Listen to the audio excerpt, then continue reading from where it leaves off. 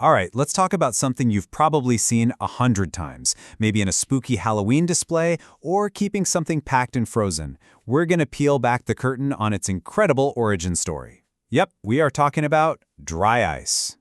So, riddle me this.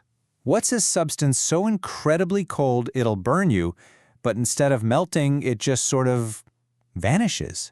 It performs this amazing disappearing act right before your eyes. What could it be?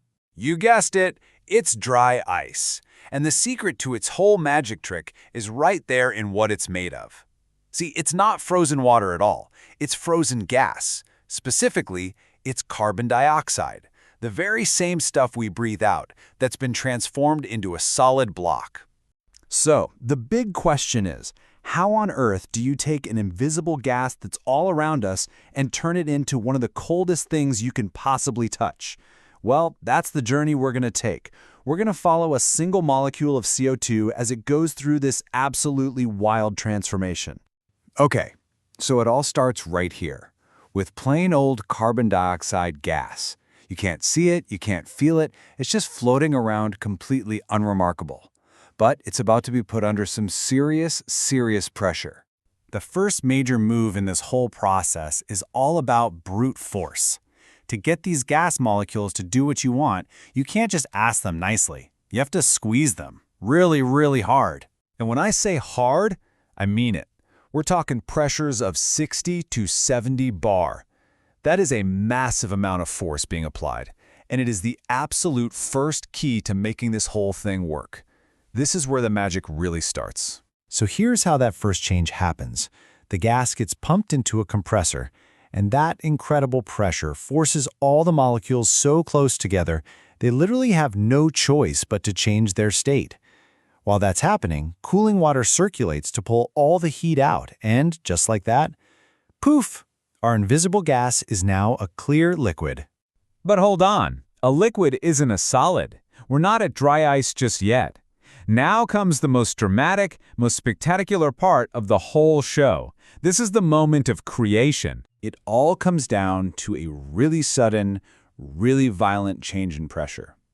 You have your CO2 as a high-pressure liquid, and it's all forced through this special expansion valve into an area with way lower pressure.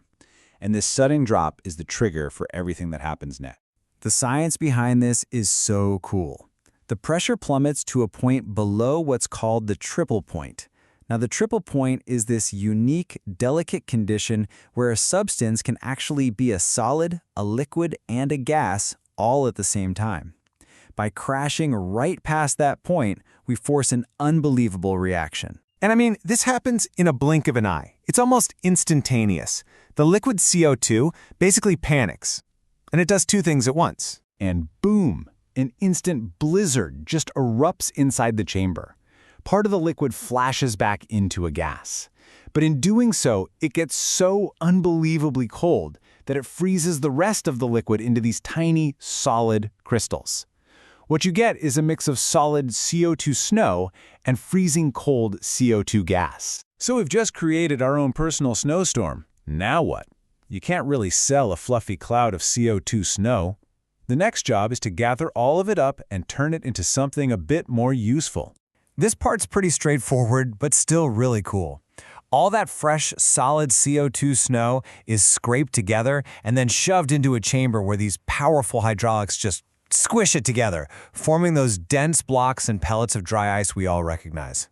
Okay, that makes sense. But wait a minute. Remember that blizzard? It made solid snow, sure, but also a whole bunch of leftover cold gas? Do they just let that go? Does it get wasted? No way! And this, right here, is probably the most brilliant part of the whole process. Absolutely nothing is wasted, because the entire system is a perfect, never-ending loop. Just look at how elegant this is. That leftover gas from the blizzard, it gets captured. Then, it's mixed with just a little bit of fresh, make-up gas to replace what was just turned solid. And where does this mixture go? You guessed it.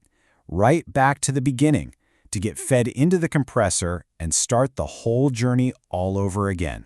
So what you end up with is this beautifully efficient, closed loop No gas is ever really wasted. It just keeps cycling through, getting squeezed, chilled, and expanded over and over, until it's finally its turn to be harvested as a solid block of dry ice. From an invisible gas to a super cold solid, all happening in this elegant loop of physics. It really makes you wonder, doesn't it? What other everyday things are created through some incredible hidden journey that we never even think about? Thanks for tuning in.